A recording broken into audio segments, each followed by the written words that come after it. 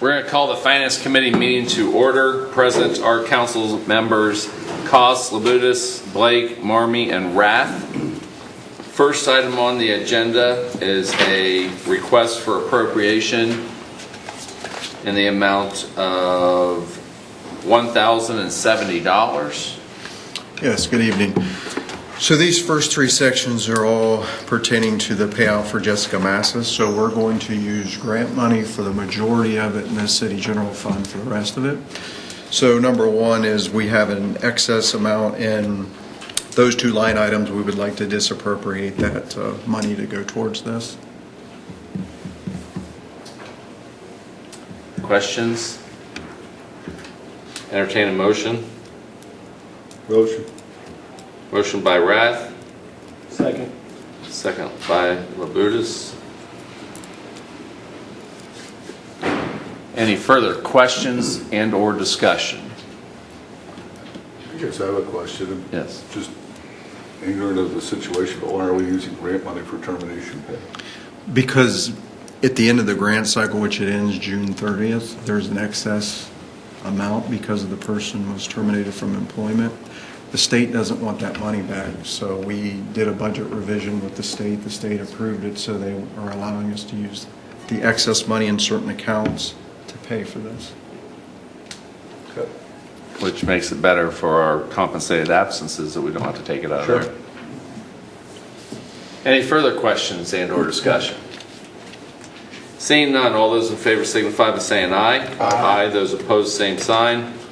That motion passes 5-0. Now we'll do the appropriation in the amount of $1,900.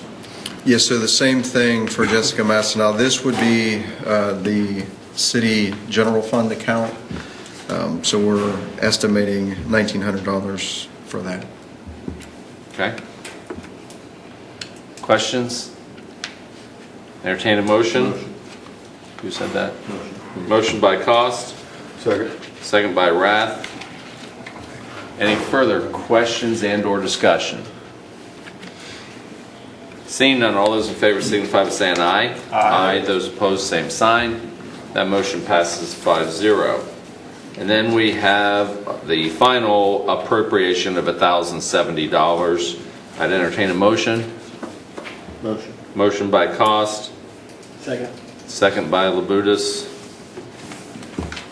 Any questions and or discussion on this portion? Seeing none, all those in favor signify by saying aye. Aye. Those opposed, same sign. That motion passes 5-0. Thank you. Thank you.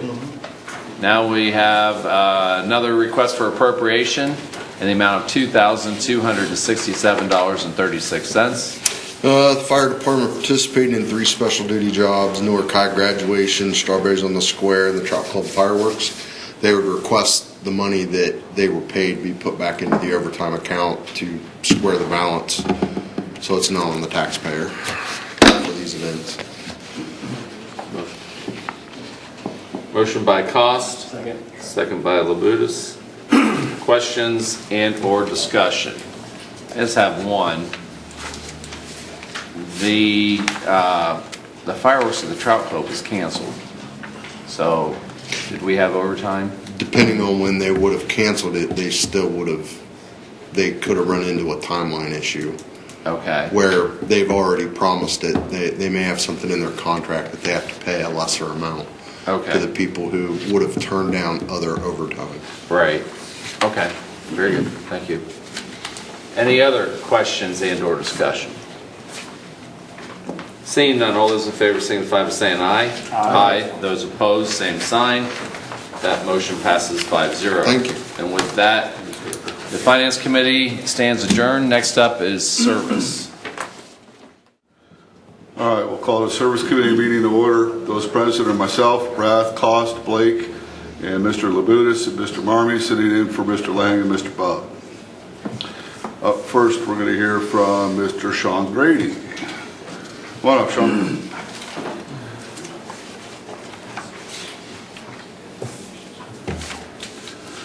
Good evening, everybody. Good evening. So Sean, let me start out. I'll let you know that we appreciate you coming here. We appreciate getting information straight from the horse's mouth. I read an article in a newspaper. I know that there's always two sides to every story. So I understand that.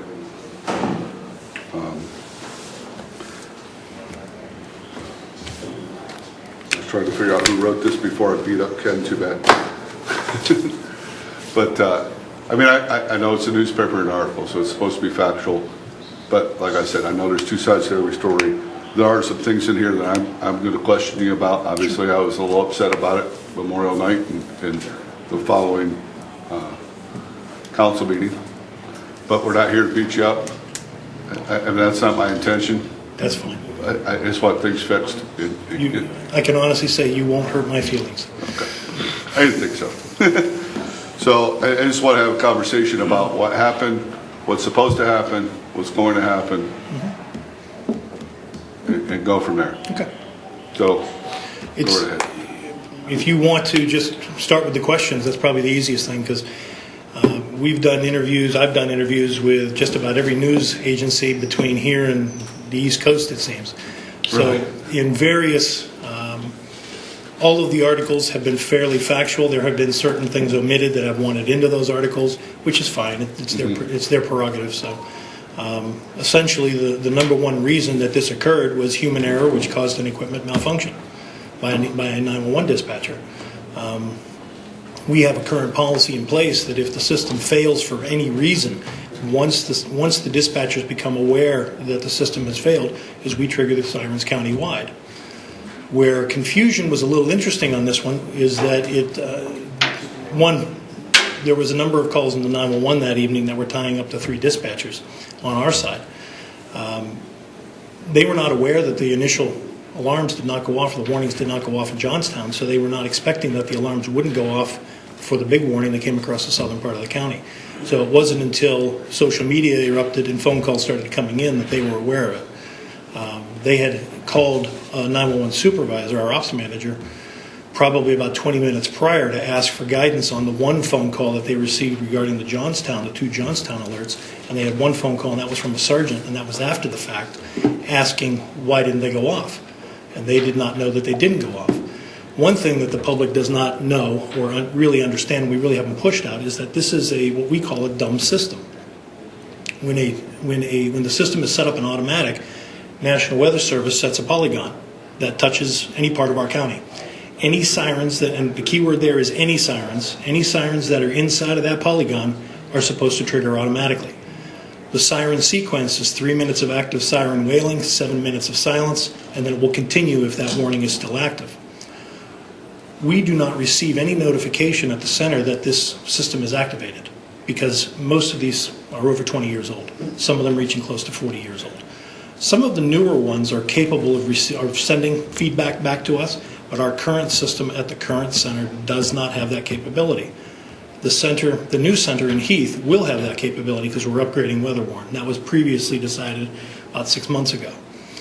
That system will go active, we're hoping, sometime in September.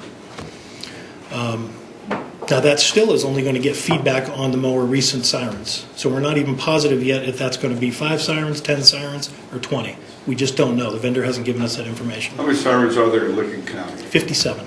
Okay, and I believe I heard somebody said there were 7 in the city of Newark. I'd have to look, but you're somewhere between 7 and 10. Okay. And I do know that historically Newark has some of the oldest sirens out of the lot. Okay. So it's my understanding that I think what I just heard you say is when the National Weather Service issues a tornado warning for Licking County, that automatically sets off the sirens countywide. No. It used to be that way. In 2016, we changed that to only set off the sirens in the National Weather Service box, that polygon that you see on the maps. Okay. That pops up. Okay. And the reason we did that, we used to be countywide.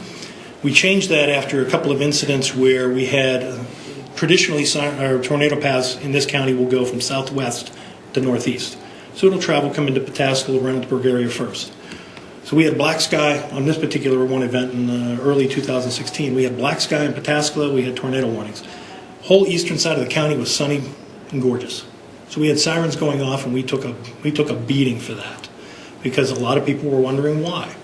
In particular, one person called, I guess his daughter was locked out of her brand new job she had just gotten for the summer months and was caught in the rainstorm. He was very angry. I understand. He's very angry. So the system as a whole, they've always been trying to get these things down to provide warning to the impacted area where there are areas at risk. So that's the reason we went to the National Weather Service and activated the weather warrant system, which had been purchased about 2 years prior when that new center opened up on East Main Street. It's been that way. But now when you get into Franklin County, I believe, has 197 sirens. So the county is pretty much saturated. We are not. And considering that we're very bedroom community on the western side, industrial in the center, and rural on the east, it's almost impossible for us to have complete and total siren coverage. Nor do we have the partners that would want to do it, that would want to spend that money, if the money was available. Traditional budget for these things is about $25,000 to $30,000 per to put up a new one. Per siren? Yeah, Okay. and that does not include the cost of utilities, maintenance, and upkeep on any one. Which we're paying now anyways. Yeah, every jurisdiction is. Yeah. Because each jurisdiction owns their own So that sirens. number is irrelevant. Right. I mean, So- we're paying for cost of upkeep of utilities and stuff on the and- old ones now. Right. Well, one of the things that in this county, since the jurisdictions own them, and we took over, we started pushing testing, active testing of these things back in, this would have been in 2016. So we started doing it before Severe Weather Awareness Week, which is in March of those years, each year. We would go out, we would send our staff out, take 2 days, put our people out in the streets, call back individually one at a time, make sure that they rotated, make sure that we heard noise out of them. Now, we were not able to test, were all 4 siren drivers working on each one. That's the vendor that has to do that. Okay. Each siren, if it's working correctly, should be generating about 122 decibels at the base of the siren. Now, keep in mind that the majority of our sirens, probably 95% of them, are direction or omnis, so they actually rotate. They're rotational. So you have this ebb and flow of noise. So that 122 decibels, as it travels, is impacted by the ambient noise level, the weather conditions, time of day, tree foliage, if it's full or if it isn't. Then you end up with where you're located, the construction of your house. If you have your AC on, if your windows aren't open, is your bedroom door shut, depending on where it's located, and directional if it's on the other side of your house.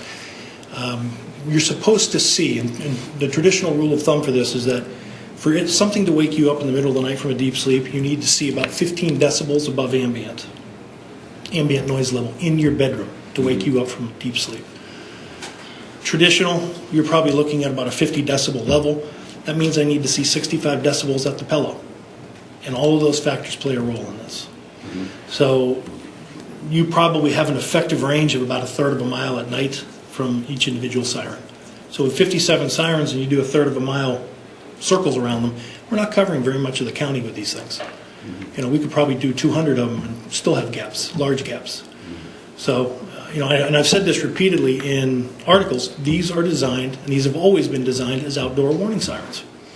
They were primarily designed for parks and ball fields. Get people out of the weather, get them from outside and get them inside.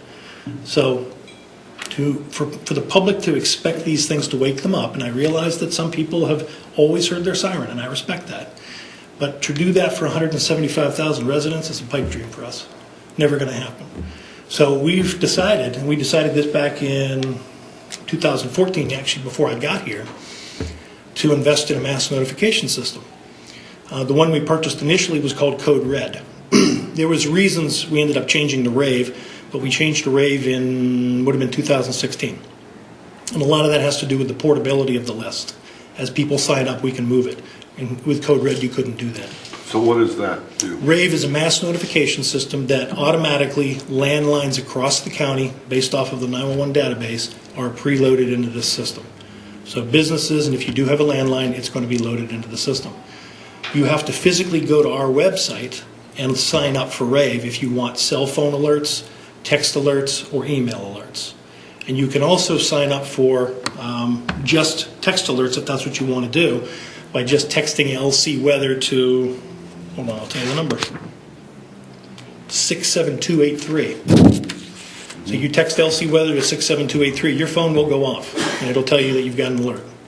And that's for all weather alerts in Licking County. Now, currently, RAVE is only set up to automatically deploy on tornado warnings. All the rest of those are optional based on your whatever you want, or if we decide to push a warning out. We made the mistake after we switched to RAVE the very first weekend after we did this. I decided to allow severe weather, severe thunderstorm warnings. Well, that National Weather Service box moved across the county 7 times at 2 a.m. People got 7 calls, so they were very irritated with me. So we quickly made that change. Living on it. So I got 3 phone calls, 3 text messages, and 3 emails that night. Where'd that come from? You must be signed up for RAVE. Could be. I don't know. Well, we've been pushing this out for 3 years, so at some point, somebody listened to me.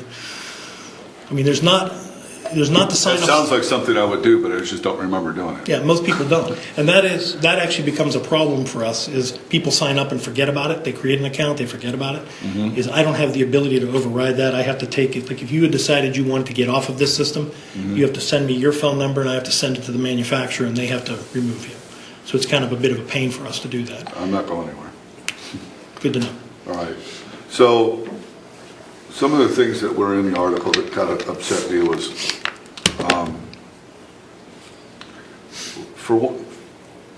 well, you already addressed one, is how can you not know the sirens are not going off? And obviously there's no notification system that goes back to you. That's No. being addressed, and that's going to be corrected in the fall. Right. So next tornado season, And you'll know. that still won't be perfect because of the age of these systems. I mean, if these were all brand new, I'd have feedback from each siren that it received a signal and provides that to us. This is going to continue to be a problem as far as the feedback is concerned, but at least at this point we will know that the system has launched and the sirens have received. It's up to them if they actually go off at that point. So the other part in here said that, and I'm reading here, Grady said, looking forward, there's not much that can be done aside from having management in the building 24/7. Looking at weather maps, Grady said he and his deputy director questioned whether the strong storms would continue or fizzle out.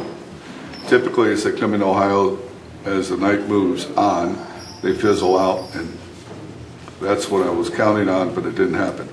So 3 things in No, there. I didn't say that. That last part I did not say, and I wouldn't say. I did say the As they fizzle come into out. Ohio's night moves on, they fizzle out, and that's Traditionally, what I was storms, counting on, but it didn't happen. I'm Yeah. glad you didn't say that, because that'd be foolish. my No. first response was, when did he become a meteorologist? It's kind of not your job is to figure out what No, it's- weather's going to do. It's not my job to do that, but in the Right. nature of our job, we are exposed to quite a bit of meteorology in dealing with the National Weather Service. I actually sit on the National Weather Service Storm Ready Committee as well. Okay. So considering that traditionally, as these storms move into central Ohio, they do tend to fizzle out. And the reason for that is because they lose the power of the sun during the heating of the sun during the day. The one thing that National Weather did not push out during this is that this storm front was associated with a warm weather front. So the heat was not going to go away. So it wasn't until we saw Dayton happen that we really realized that these things were not going to go away. So 911 was aware, they were monitoring it as well. That happened to be one of the nights that 911 management was not scheduled to be in the building. We do not have 24/7 management coverage in that building currently. Now, when we go to joint operations with EMA and 911 in the same building, we will have more managers available, and EMA will be, chances are, when we see something from National Weather that institutes something more than just thunderstorms, we tend to man up. Are you on call? We're always on call. I was actually on vacation that night. That was my last night of But you have vacation. other managers that are on call? Sure. Okay. So to have somebody in the building 24/7 really isn't necessary. If you have tornadoes or threatening weather that could be potentially turning into tornado warnings, you could call somebody, Absolutely. call a manager in. Yeah, and we so have if the they're ready ability. to act. Well, we have the ability to monitor all of these systems remotely. So we could be doing it from, in Wherever your vacation wherever. is. Well, I was in the Dominican, so no. But for the most part, you're absolutely right. We could do it from wherever. As long as I've got access to an internet feed and I can see a weather map, we can see what's going on. Plus, we have the ability through a number of different feeds to talk to National Weather Service meteorologists. So that part I'm not too, I'm not uncomfortable with. I'm not uncomfortable with the way the system is set up. What bothered me about that night is that system was supposed to be set up for automatic deployment. It was not. because of a human error. Somebody left it in the wrong setting, so it didn't trigger. They thought it was set up. That bothered me tremendously. That also bothered me that we didn't decide to go ahead and increase the level of staffing. Now that night was a little weird for us as well. For those of us in the audience as well that are familiar with the CAD system, that's live CAD that's out on the web, on a night like that, I should have been able to look at that system and see fire departments deployed for wind damage, lightning strikes, wires down is typical, with the associated EMS calls. Those things normally associated with Exactly. tornadoes. There wasn't a soul deployed that night for a good chunk of it. But we had 911 calls coming in. We had a lot of calls that evening for the public telling us that they were in their basements, or should they go to their basements. And But both of honestly, those... all that deployment, Pardon me? all of the deployment of the emergency services is typically The point is after that... the point. The point is that we weren't seeing emergency calls in the 911, but the 911 lines were lit up. All the dispatchers were busy. So they were focused on taking their calls, which is their primary job.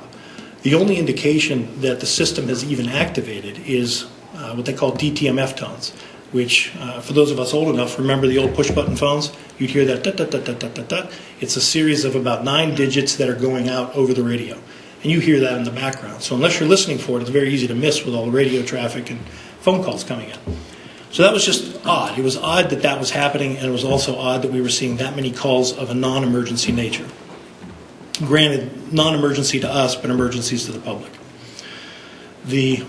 So the dispatchers weren't paying attention. They weren't looking as their primary focus point, did those sirens trigger? Which is perfectly, I completely agree where their focus point was. So it wasn't until that third tornado warning popped up that encompassed Newark, where when you open up the back door to the center, you should be able to hear at least 3 sirens going off. So that was actually how it was verified. Open up the back door. Do you hear sirens? Unless, of course, you're not in that parent. Right. Well, in this particular, that one went from Pataskala all the way to just shy of where I live, out in unincorporated Heath. So, and we don't have sirens out there, so I couldn't hear sirens. So we have no visible indication, no audible indication until somebody says we don't hear them. At that point, the protocol says trigger them manually, trigger them all. I know the one that went off on the west end of town was only went off for about 30 seconds. It didn't go off for very Should have been long. longer than that. They were triggered about 6 minutes prior to the expiration of the It went siren. off once and went off for about 30 seconds, and then that was it. It shut off. That was it. That would probably indicate a problem with that siren then. And that was after the third warning was issued. Well, That was after the Pataskala warning was issued. we sent the final tone, the manual tones went off about 6 minutes prior to the expiration. I think the expiration was at 12:30. And now because National Weather does, when they send, when they have a tornado warning in place and it says it's going to expire at 12:30, there's no stop tone set. So that doesn't impact our sirens at all. Once our sirens are turned on, they should sound for 3 minutes. Then they go into a 7-minute silent phase. And if they, at the 10-minute mark, if they still have an active tornado warning, they would go ahead and turn back on again and try to do that cycle again. So they do not receive a stop tone from National Weather. National Weather has nothing to do with our sirens. Okay. We just monitor that box, that's all. So the last paragraph in here, the last section said, so we had conflicting information at the same time, which was out of the norm, which caused us to pause. As we paused, we wanted to catch our breath and let's verify information. Grady said he waited until he could visually verify the warning still existed before they triggered the sirens manually to avoid contributing to confusion. And we did that. I don't understand that at all. There was 3 of us. If you're going to, I would rather them be confused on the side of it. It doesn't do us any good for them to go off 5 minutes after it expires. Sure. And I'll stick to that. I'll stick to those guns until I agree with the that. end. But how long does it take you? My point is, how long does it take you to find out, even if it is 5 minutes after it expired, how long does it take you to find out if it's expired or not? And if you found out that it wasn't expired, that length of time that you took to find that out could have been the difference between Life and death. Absolutely. Between life and death. Yeah. Quite honestly. And we have the same problem on the back end, is that if we turn those on and somebody has an injury, we're held liable for that as well. If somebody thinks that it should have, they think it stopped, but it turns back on again. So we are very, very cautious. We need to make sure. So there's a verification process. We're looking at local news channels. We're looking at weather feeds, which we contract, and we're also talking to National Weather. National Weather was useless that night for obvious reasons. They were busy doing other things. They were not talking to counties. And I've talked to them about that. It's like they only have 2 or 3 people on staff down there at any one time. They've got 20 counties impacted. They're taking phone calls. They're doing their forecasts. They're issuing boxes. So we were relying on the weather. We were relying on the news agencies. The information on the 3 news agencies that we were monitoring conflicted with each other. One news agency already had the warning off the board. 2 other news agencies had it up, and the boxes weren't identical. So I wanted to know. So I had 2 other managers doing the exact same thing as we were talking to one another. Do we trigger them? Then it got to the point where we need to trigger them. So once we told that message, it's just a simple push of a button, and they triggered them. So it probably did delay it by a couple of minutes, but it wasn't that great of a delay. Now, granted, that could have had a cost to it. We had no reports of circulation. We had no reports of touchdown. We had nothing from National Weather other than the possibility. So at that point, based on my experience, I determined that we had time to make that decision. Yeah, I know it's not like it was 10 years ago where the only time they ever set off a tornado warning was when there was actually a tornado. The funnel slated on the ground. Yes. Right. Now they look at it for a hook. It's just favorable conditions. Favorable conditions. Which is okay. I quite honestly would rather be in my basement and not need it than. Well, and I'll be honest with you, is that this is the whole reason that we don't do countywide anymore, because of the Chicken Little effect. When they go off, I want people to realize that it's important and they need to take, if they hear them, I want them to know that it's important and they need to take shelter or do whatever they've decided to do for their own safety. They need to take responsibility for their own safety. So other than the dispatchers, is there a way for local first responders, whether it be police or fire, anywhere in the county, to communicate with the 911 center other than on the radio through dispatch? I'm not sure radio is our primary method of communication. I know that. They can call the non-emergency line, they can call 911. But I'm not sure what your point is. Well, you've got dispatchers that you said were all tied up in 911 calls. Mm-hmm. You've got an officer in Johnstown that can't reach anybody at dispatch. No, he reached us. It was by phone call. He did not call in. Pardon? He did not call in via radio, to my knowledge. Okay. He called on cell phone. So there is a way for them to contact Sure. the 911 There's a non-emergency line that comes in. It's an admin line, comes into 911, so it's not a 911 line. They will pick it up. But it also can ring if they're already stacked up with 10 waiting 911 calls and 3 or 4 dispatchers. Now, the way this center operates is you've got fire and EMS, which is under us on this side, and you've got law on this side. Those phone lines, if they roll over, if we're busy, we answer them primarily. Law enforcement is supposed to answer those calls, law enforcement dispatchers. It doesn't always happen, but that's what they're supposed to do. So it is possible a 911 call can get stacked up, depending on and the reason for that is that law enforcement tends to spend much more time on the phone with a 911 caller than fire and EMS does. We typically are off the phone in about 2.5 minutes as a nationwide average, just because you're getting the gist of the emergency, you're getting their address, you're getting as much information, and you're pushing it out via radio dispatch and via MDTs, mobile data terminals, to the first responder. And then they're on their way, and we don't have to stay on the phone with them. Law enforcement dispatchers stay on the phone. So we have not bothered to look and see if law enforcement was answering any 911 calls, because traditionally they don't. I'll finish up with a couple of questions, but before I do that, does anybody else on the committee have questions? I'm not on the committee. Dave, that's all right. I just have a comment. I did not hear the sirens that night, and I'm on the east side, right down South 2nd. And my question, follow-up question is, I used to hear the sirens go off around noon, a quarter after. I haven't been hearing that. Is that a test run? We changed. We used to do this. Or? We used to do this every Wednesday, and we changed it back in 2015 to go to once a month. And that was at the request of a number of jurisdictions because of the age of the machines. When we test them, they're rotating. We're putting wear and tear on them. So it was a catch-22. Traditionally now we do them the first Wednesday of every month at around 12:15. The only time we don't do them is if the 911 center is slammed at that particular time. Once we get past 12:30, we won't trigger them. If the weather is inclement that day, we won't trigger them because of confusion. Now, we do anticipate a change with that. When we move over to the new center, and it's still in flux, but what will probably happen is we're going to stay with the first Wednesday of every month, but we're going to go to noon. It's easier to remember. We're also going to change our county-wide, instead of our backup plan, which is to trigger county-wide. With the new system, we'll be able to establish a series of zones, 7 zones across the county, and we'll be able to, if that box touches them and we're triggering them manually, again, touch the boxes that are touched by the tornado siren or the tornado warnings, but we don't want to trigger the eastern side of the county if the western side is under risk. So we're trying to eliminate that, sirens going off in blue sky type of scenario. But that won't happen until Sunday, and we will do plenty of press to push that out beforehand. Anybody else? Go ahead. Sean, if you could one more time, with the hardwired phone line, tell me the sequence of things there. Does that happen first?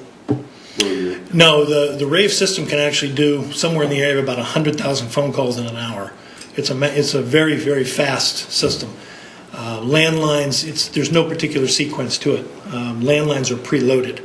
Now, as we continue to test this system, we continue to take landlines out that are tied to businesses. A lot of the original landlines coming from 911 were the PBX, so each business might have 60 phone lines. They only wanted 2. We don't want to tie up their business, so 58 come out. But as the businesses make us aware of that, we'll call that list a little bit. But primarily, every landline that we've got is preloaded. Now, if you sign up, then we'll see cell phones, texts, and emails, and those are all concurrent. So that should all be happening at the same time. I know when I see mine come across all platforms, they'll all go off. It's almost irritating because you're in the middle of doing something and then something else pops up and takes me over to that, which is not always good in my business. So that night, my landline should have gone. Yeah, your landline should have gone off. If it didn't, send me an email with your landline. I'll make sure it's in the database. Is it a new landline by any chance? No, sir. But it is the home one is unlisted. Is that unlisted numbers aren't put into the 911 database? So now, if you go in and sign up, you can force it in by putting that number in. So. All right. Thank you. Any questions from the audience? Mr. Matter. Mr. Matter, if you could come forward so we could get this recorded, please.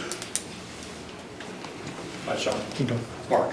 Pleasure. Just a quick question. So how do you see the role of the sirens today and going forward? Are they still one of the primary activation pieces, or how they fit in? It will continue to be a primary activation piece as long as they exist here in this county. Okay. We have no intention of taking them away. I do anticipate that as sirens reach the end of their age, or as sirens become obsolete by the manufacturer and parts aren't available, some jurisdictions will make the decision to take theirs down. Thank you. So, But that's going to be up to that particular jurisdiction. It's up to the individual jurisdiction. And currently, the opportunities from the federal government, which is where most of these have been purchased from over the past via grants, usually it's a 50-50 or a 75-25 match, is that the funds just don't exist for those matches. And those are becoming fewer and fewer. So I know with the grants that are coming out currently, we've got grants that we see each year, but they're much smaller. They'd only pay for about 1 siren, so it's not something that I typically put towards sirens. The ones that we get as a region, and this is for the Central Ohio region, we're typically between $700,000 and $800,000, but that money is divvied up between 16 counties, and it's by project. So if the group as a whole in Central Ohio, the EMA directors as a group decide that they want to push sirens again, they will make funding available. Now that funding is 100%, if that gets passed through the EMA directors. Right now, everyone across the board is thinking that these are antiquated systems. They would much rather see these mass notification systems like Rave, Everbridge, Code Red be used and used in their entirety because of the majority of the population has smartphones. We can get the message out. This is why you see remember President Trump's text alert last year? Mm-hmm. Same idea. Those are called WEA alerts, wireless emergency alerts. Those can be pushed out by centers and National Weather Service and that sort of thing and reach a lot of people. And in a lot of cases, you don't have the ability to silence those. And that's why the presidential alert currently is the only one like that. So weather alerts are heading down that road. We're starting to see more and more of that nationwide. Okay. So that answered 3 of my questions. Is it an antiquated system? What will replace it? Actually, this is answer 2, but the last question, does anybody else have any questions? Mr. Chairman. Oh, Jeremy. Director Grady, you gave us a lot of information, so I apologize if I have you to repeat yourself, but could you explain to me again, the dispatchers were receiving calls, but the live CAD system was not reflecting that? We weren't dispatching people. So the calls that the majority of the calls that they were seeing were people telling them that we're in our basement, or should I go to my basement? Which neither one of those are considered 911 eligible calls. When you looked at it, usually the CAD is lit up on a night like that, especially with the ferocity of those storms, the wind, the thunder, the lightning. There was just nothing being reported. And it was ironic, when we went out and did damage assessments, there was a report of very light circulation in the Pataskala area. We went out the next day, did not see anything. We didn't even see tree limbs down, let alone trees down. Come to find out 2 or 3 days later that there was one farmer that had damage, but he was not too fond of anybody coming onto his property. So we didn't get a damage assessment accomplished. National Weather was not invited onto the property. So when you say that, it wasn't a failure of the equipment, it was just a matter of what calls were coming in Right. and who. Well, okay. and that's just for normal radio dispatch calls. I mean, the CAD system was working fine that evening. It was just an odd thing to see. So you were wondering, this doesn't seem right, which made me question if it was working right. So that was one of the first things I did was turn my radio on to listen. And there was nothing. There wasn't a lot of communication going on. The CAD system did say that there was a tornado warning. We do push those out to the first responders.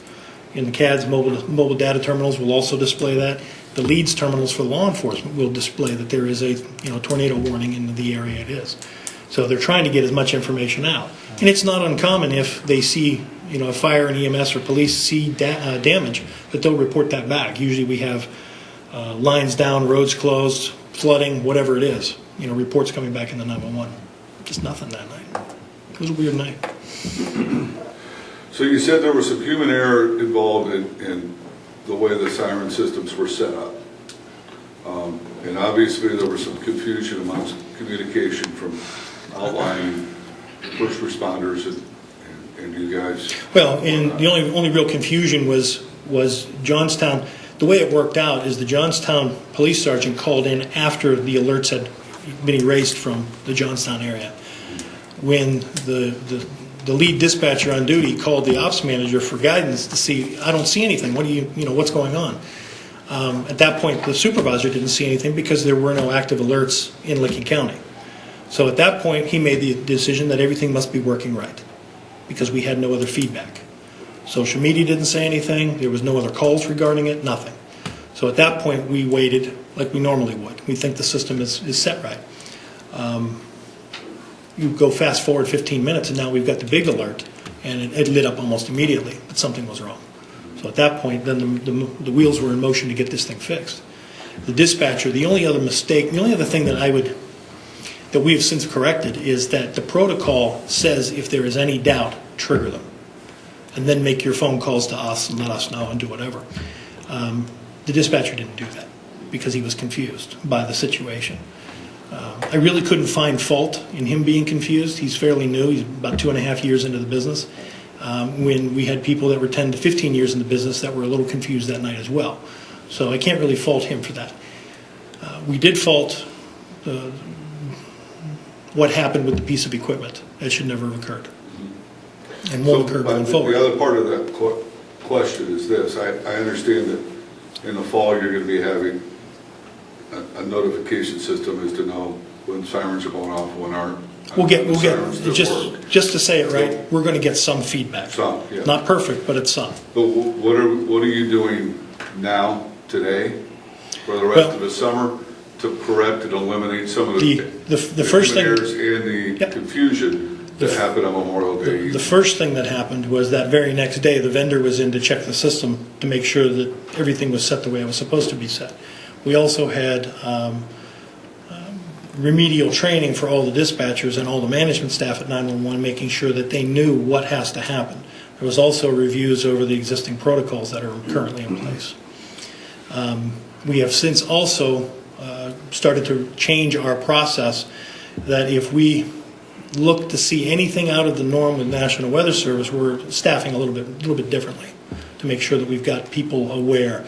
As an example, 2 nights ago, when the tornado warning in Delaware was right up against our county line, we had 2 managers communicating, watching that for about an hour and a half before nothing ever came into our county. Actually, we saw very little storms that night, but we were still watching it just for that reason. Is that this is obviously a little bit different season than the traditional season that we're used to with tornadoes. Sure. So, Any other questions from anybody anywhere? Yes. Oh, Mr. Marmy. Okay, so just for educational purposes and to make sure that folks are fully aware, if they go onto the system and they do the ones for their cell phones, do they have to have their location services on in order to be, or is it where their cell phone service is out of? No, they should have location services on for that sort of thing. If you don't have location services on, it's going to tie back to your home address that you put on record. Okay. So as an example, when you go into the sign up, there's going to be a phrase called Smart 911, which is another service offered by Rave that we currently do not subscribe to. I'll talk about that in just a second. What they're going to do is they're looking for as much information as possible about you and your household. And the reason for that is that they can then, this system, if you call from that address and we are a subscribing agency, that information is all pushed to us. If you've got special needs, if you've got any issues with medical, anything that would be of value to the first responders coming to your property.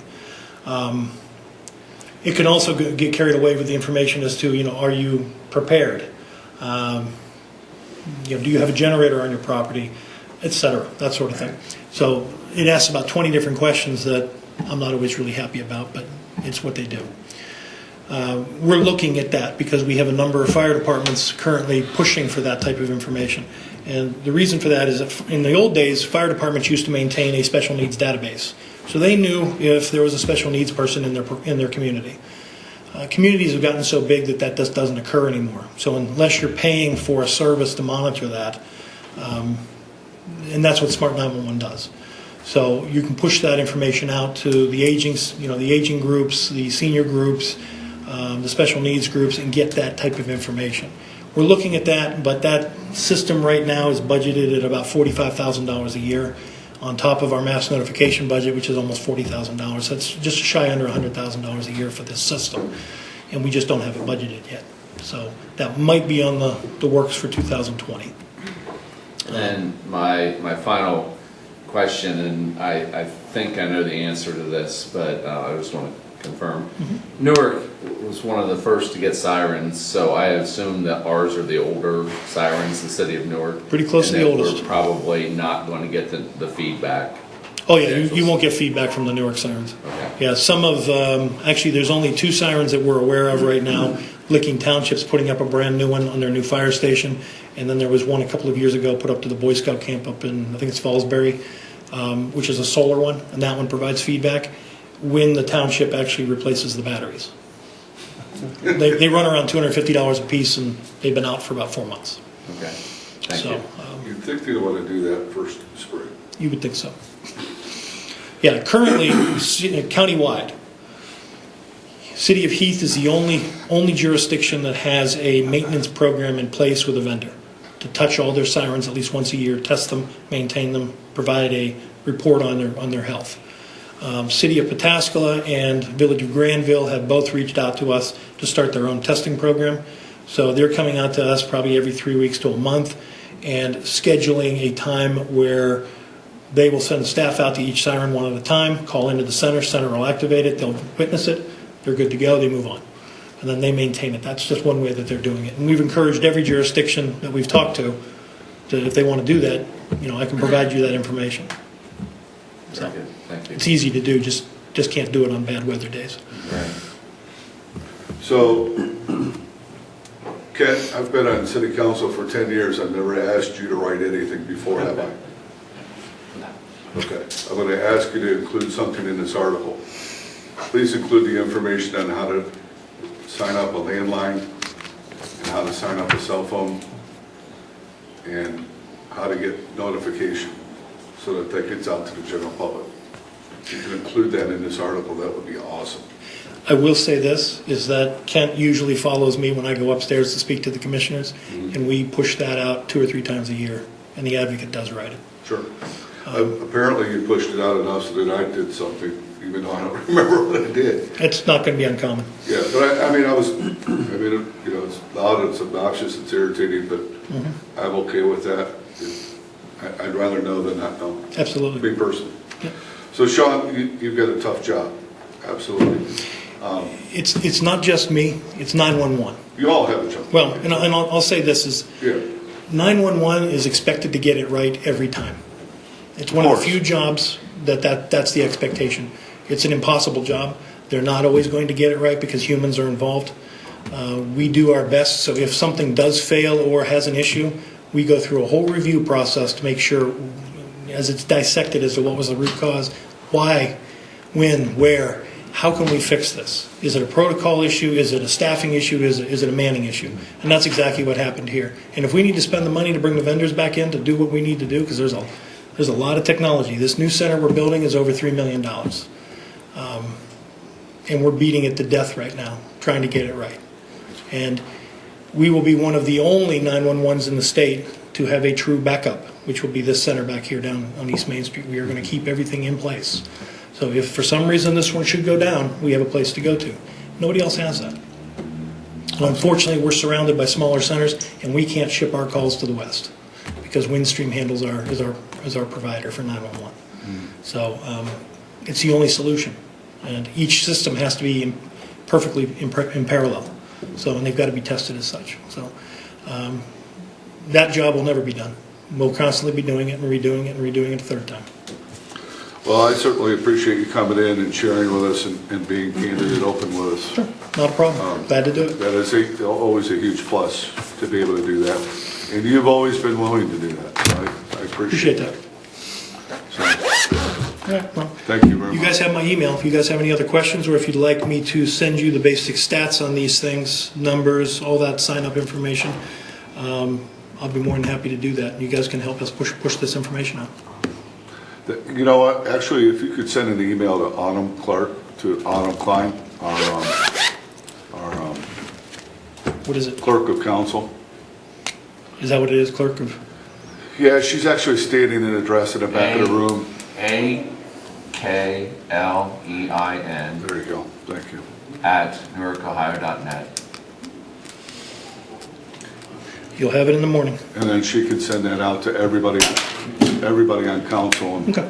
that way we'll all have it. If somebody reads this article and they want to contact us and ask us, we can email it to them. Yeah, you're going to see a lot more Information. of us being proactive, trying to push this out again. So Good. hopefully we get more signups. I think Dee has a final question. Last question, if you could include the non-emergency number in your Sure. email address. I can do that. Thank you. You're very welcome. So thank you very much. No, not a problem. Appreciate your time. Have a nice evening. Enjoy the rest of yours. All the Union Townships. All right. Up next, consider resolution number 19-49, authorizing and directing the Director of Public Service for the City of Newark, Ohio, to enter into a lease purchase agreement with the National Park National Bank for the lease purchase of 4 police cruisers and 2 detective cars for the Division of Police.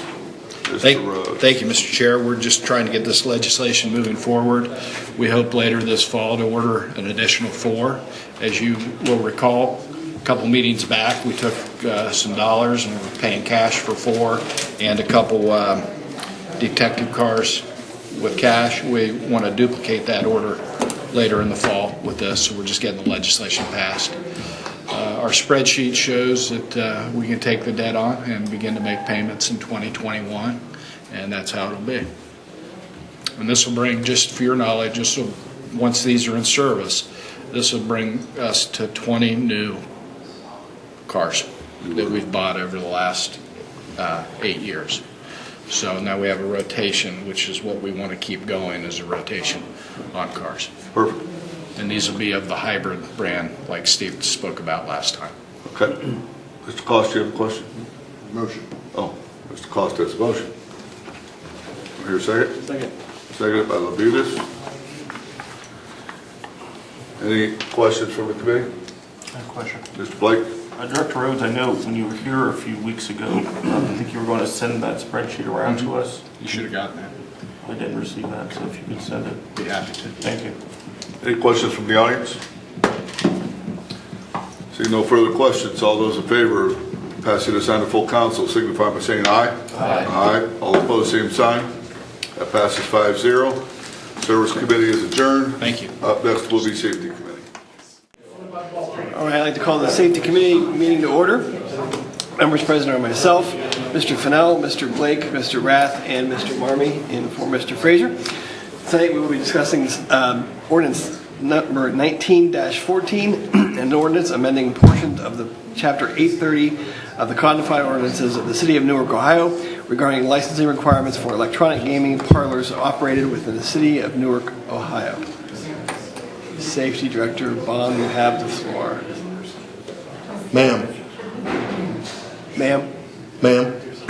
Ma'am? Director Bond.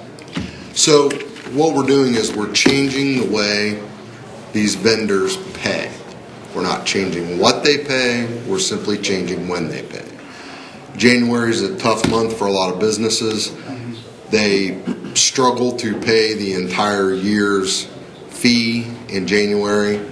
So they've had a request, which Joe Paul agrees with, has vetted it through the law director's office to allow them to pay half in January, half at mid-year, and they will receive their license for the year once they pay their second half.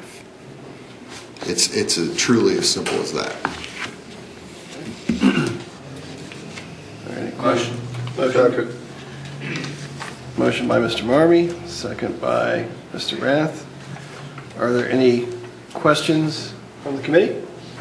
Mr. Blake. How many of these exist in the city? You know, I don't know. I know of 3, but I'm almost positive that there are more. There's one on Dio Drive. There's one at the Manor House, and there's one at Cedar and Maine. But I could almost guarantee that there are more. The new one on 30th. That's the Manor House, the old Manor House bar. Yeah, but there are more. But I can't think of exact because they don't advertise typically. They're just, and I'm not a gambler. I don't go out and inspect these places. Joe does, and unfortunately Joe had surgery. He's unavailable to talk to for about the last week. So I can't answer that question. I'll get you an answer, but less than half a dozen. So all of those already registered with your office? Yes. Okay. They just struggle to pay yearly. So Joe would very much like to be able to collect from them twice a year and give them the same license after they make their second payment. He's trying to work with them. Any other questions from the committee? Any questions from the audience? All those in favor of sending this on to full council for a vote, vote by saying aye. Aye. Same opposed? That passes 5-0. Thank you very We're on much. to full council, and that we will adjourn Safety Council, or Safety Committee, and council will start at 7 p.m.